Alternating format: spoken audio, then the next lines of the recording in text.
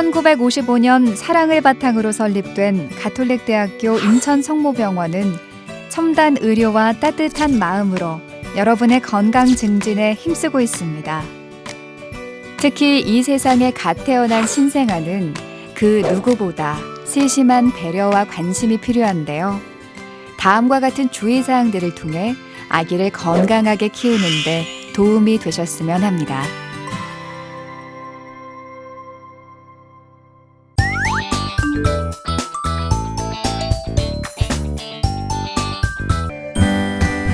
목욕은 아기의 몸과 마음을 안정시키고 혈액순환을 도우며 식욕을 증진시키고 기분을 좋게 하는 효과가 있습니다. 아기를 목욕시킬 때 실내 온도는 22도에서 26도가 적당하고 물 온도는 38도에서 40도로 팔꿈치를 담궜을 때 따뜻한 정도가 좋습니다. 수유 직후는 피하며 저녁 수유 시간 이전에 목욕을 시키면 잠을 잘 자도록 도와줍니다. 아기 목욕은 1일 1회, 5분에서 10분 정도가 적당하며 가능한 일정한 시간에 시키면 좋고 목욕 시 보온 유지가 중요합니다. 아기 옷을 벗긴 뒤 아기가 추위를 느끼지 않도록 머리 부분만 빼고 목욕 수건으로 아기의 몸통 전체를 감싸 안습니다. 엄지와 검지를 이용해 아기의 귓바퀴를 안으로 눌러 귀에 물이 들어가지 않도록 막아줍니다. 오른손으로 아기의 얼굴부터 닦아주는데 눈 먼저 안쪽에서 바깥쪽으로 닦으며 얼굴은 비누 사용을 금합니다. 얼굴을 닦은 후 머리를 감기는데 이제부터는 아기 전용 비누를 사용하셔도 됩니다. 수건을 감싼 상태 그대로 한 손으로 몸을 지지하고 팔, 가슴, 배 순서로 닦아줍니다. 아기를 뒤로 돌릴 때는 아기의 겨드랑이에 엄마의 손을 넣어 아기를 잡고 고개를 옆으로 하여 엄마에게 기대도록 합니다. 이 자세에서 아기의 등, 엉덩이, 다리, 생식기를 차례로 닦아줍니다. 아기를 욕조에서 꺼내어 큰 수건으로 감싸 눕힌 후 누르듯이 수건으로 마사지하여 물기가 남지 않도록 한 후 오일이나 로션으로 마무리합니다. 아기 옷을 입혀준 뒤 아기가 움직이지 않도록 머리를 살짝 눌러준 상태에서 면봉으로 귀 주변 물기를 살살 닦아내며 마찬가지로 코 속의 이물질도 제거해줍니다.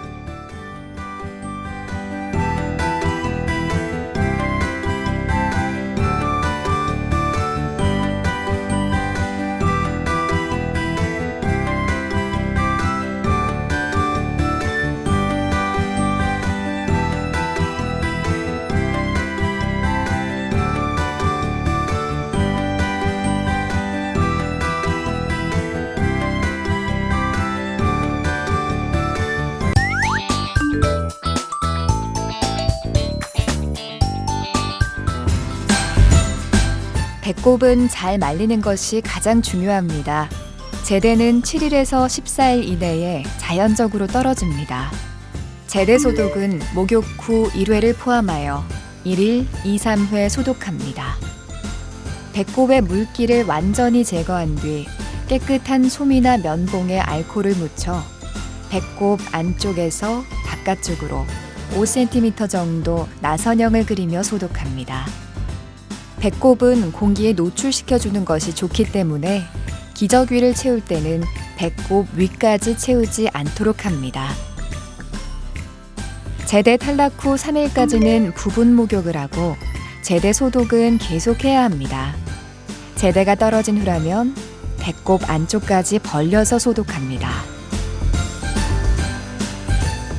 만약 배꼽에서 계속 진물이나 피가 흐르고 제대 주위 피부가 붉고 냄새가 나며 배꼽에서 살이 자라 덩어리가 생길 때는 소아청소년과를 방문합니다.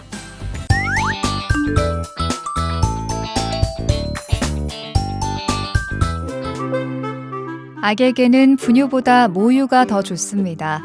모유는 아기에게 필요한 영양 공급원이며 각종 질병, 감염, 알레르기로부터 아기를 보호합니다. 또한 모유는 쉽게 소화돼 아기가 건강하게 자라도록 도와줍니다.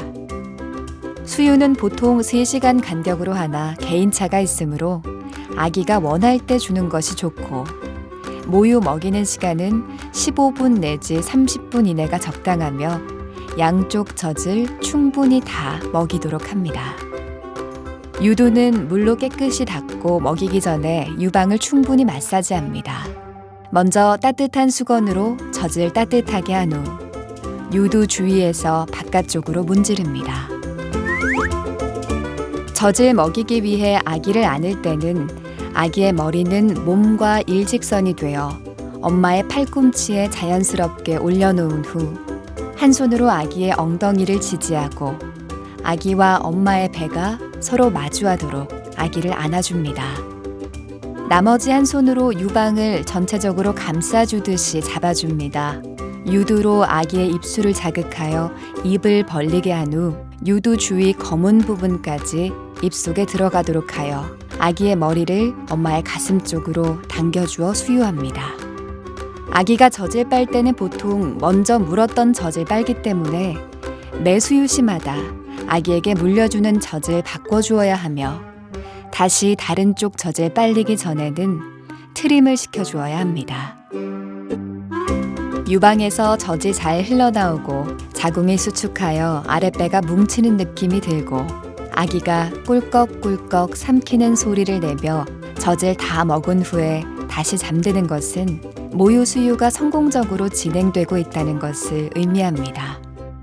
처음에 나오는 모유는 걸쭉하게 보이며 노란색, 오렌지색의 중간 정도 색을 띱니다. 이것을 초유라고 하는데 분만 후 첫 3, 4일 동안 나오게 됩니다. 그 이후의 모유는 점차 옅어지고 색상도 우윳빛으로 변해갑니다. 모유는 단백질, 염분, 항체 및 여러 방어인자들이 많이 들어있고 지방과 칼로리는 적게 들어있습니다. 또한 구성 성분도 아기의 성장에 따라 요구에 맞게 같이 변해갑니다. 모유를 짜서 보관하게 되면 반드시 깨끗이 소독한 용기에 받아야 합니다. 냉장실 보관은 72시간이며 일반 가정용 냉장고 냉동실 보관은 2, 3개월까지 안전하게 보관할 수 있습니다. 냉장 또는 냉동시켰던 모유를 다시 데우는 가장 좋은 방법은 55도 미만으로 서서히 녹이는 것이며 보관해 두었던 모유를 먹일 때는 적어도 실온 정도로 데워서 먹여야 합니다. 한 번 해동시킨 모유는 다시 냉동시켜서는 안 됩니다.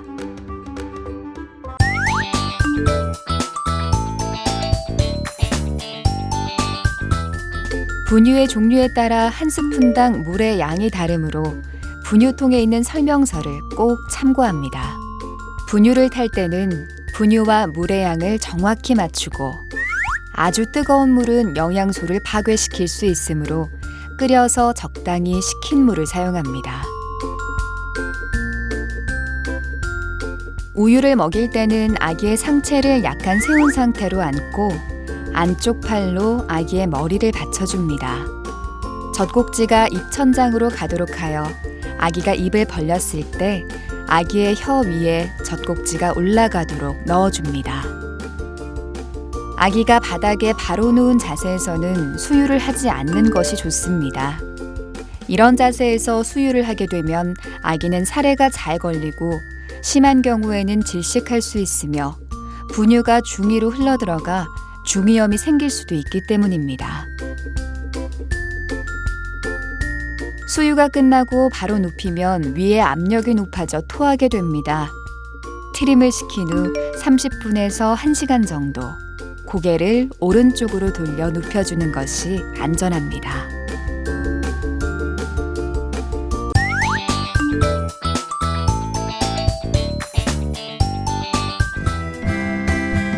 아기가 구토를 하다가 기도로 넘어가면 청색증이 오거나 창백해질 수 있으며 울지 않을 경우 발바닥을 때려 울리거나 아기의 머리를 아래로 향하게 한 뒤 등을 두들겨 아기를 울린 뒤 숨을 잘 쉬는지 관찰합니다. 아기가 제대로 숨을 쉬지 못하면 빨리 응급실을 방문하셔야 합니다. 아기가 분수처럼 왈칵 토하는 증상이 있을 때, 계속적으로 토할 때, 토물에 황록색 담즙이 섞여 있을 때, 안색이 창백할 때, 체중이 감소할 때는 소아청소년과를 방문합니다.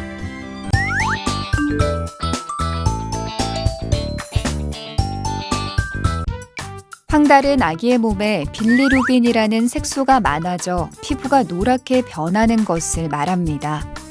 신생아는 간 기능이 미숙하여 빌리루빈을 잘 제거하지 못하고 체내로 배출하는 기능 또한 약해져 신생아의 50에서 70%에서 생리적으로 황달이 나타납니다. 황달은 생후 2, 3일경에 발현하여 7일에서 10일부터 없어지기 시작합니다. 모유 수유의 경우 소실 시기가 다소 늦어질 수 있고 개인차가 있을 수 있습니다.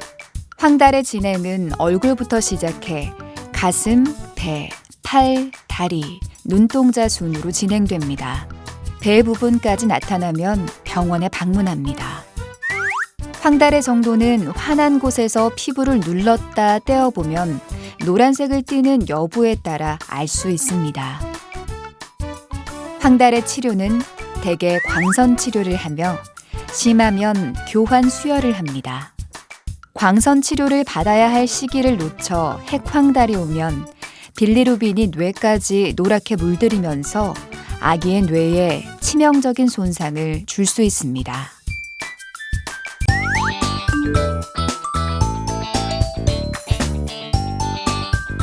겨드랑이에서 체온을 잴 때는 땀을 잘 닦고 잘 밀착해서 재야 정확히 측정됩니다. 아기가 보채면 체온이 상승될 수 있으므로 아기가 안정된 상태에서 측정해야 합니다. 체온이 37.5도 이상이면 열이 있다고 봅니다. 열이 있을 때는 실내가 너무 덥지 않은지 확인하고 옷을 너무 많이 입혔는지 살펴봅니다. 아기의 옷과 실내 온도를 조절한 후에도 열이 계속 나면 따뜻한 물수건으로 몸을 닦아주거나 미지근한 물에 목욕을 시켜줍니다. 아기가 열이 지속될 때, 매우 보챌 때, 수유 후 토할 때, 축 늘어지고 경기를 할 때는 소아청소년과를 방문합니다.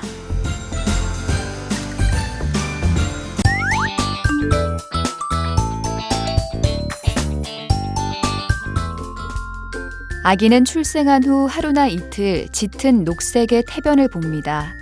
3일째부터 2주까지는 약간 묽고 점액성이며 녹색에서 황갈색에 이르는 여러 색깔의 이행변을 봅니다. 모유를 먹는 아기는 분유를 먹는 아기에 비해 정상적으로 더 묽은 변을 보며 섭취한 음식물 혹은 담즙량의 증가로 녹색 변을 볼 수 있습니다. 변을 관찰할 때는 횟수나 색깔보다 변의 양상이 더 중요합니다. 바이러스나 세균들이 아기의 입을 통해 장으로 들어가 설사를 일으키므로 아기를 돌볼 때는 손을 깨끗이 씻어야 합니다.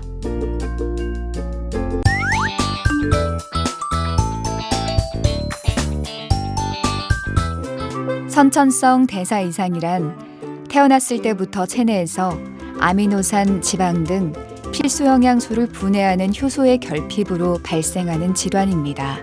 선천성 대사 이상 검사를 통해 일찍 발견하면 예방과 치료가 가능하지만 늦게 발견되면 심한 지능장애뿐 아니라 간장애, 신장장애 등 심한 후유증을 야기시키는 질환입니다. 조기 발견하면 식이요법이나 호르몬 치료로 정상이나 정상에 가까운 생활을 할 수 있게 도와주는 바람직한 검사입니다. 선천성 대사 이상의 기본 검사 종류로는 선천성 갑상선 기능 저하, 아미노산 대사 이상 3종, 선천성 부신 기능 저하, 탄수화물 대사 이상 1종 등 총 6가지가 있습니다. 기본 6종 검사는 국가에서 무료로 진행하며 추가는 일정의 비용이 듭니다. 검사 시기는 생후 만 2일에서 7일경에 하는 것이 좋으며 검사 방법은 발 뒤꿈치 옆쪽에서 혈액을 채취하여 진행합니다.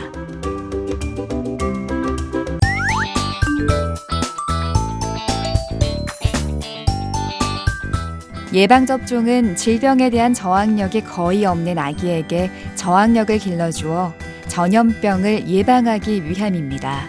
국가에서 필수 예방접종은 무료로 실시하고 있지만 선택 예방접종은 별도의 비용이 듭니다. 예방접종은 아기 개월수에 맞춰 접종합니다. B형 간염은 생후 1주 이내에 1차 접종을 하며 2차, 3차까지 접종합니다. 본원에서는 출생 당일 왼쪽 대퇴 부위에 접종하며 헤파박스를 사용합니다. BCG는 결핵을 예방하기 위한 예방접종으로 생후 4주 이내에 합니다.